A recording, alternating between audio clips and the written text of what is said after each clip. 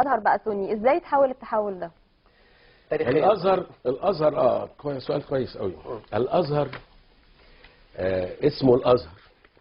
اولا هو كان اسمه مسجد القاهره قبل ما يبقى اسمه الازهر، اسمه مسجد القاهره.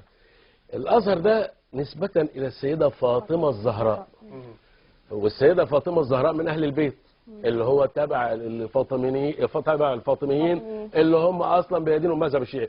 واول ما انشئ الازهر انشئ لتدريس الفقه الشيعي، ودرس فعلا الفقه الشيعي. فلما جه صلاح الدين الايوبي وحب يحول مصر من شيعيه الى سنيه، قفل الازهر 100 سنه، 102 سنه.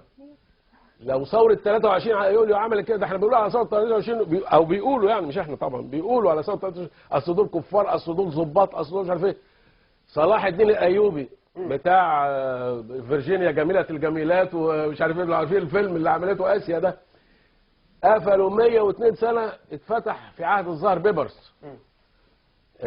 واوقف الاوقاف، قال ما حدش يتبرع للازهر،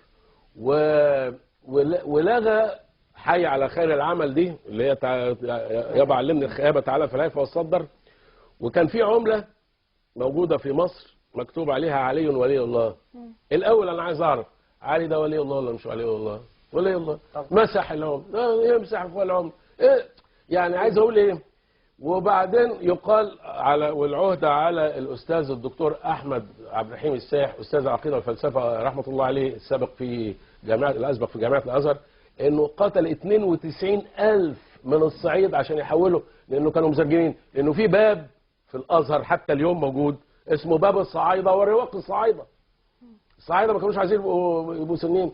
هذا التاريخ اللي مستخبي واحنا ما بنقراهوش او مش عايزين نشوفه او بنستخبي منه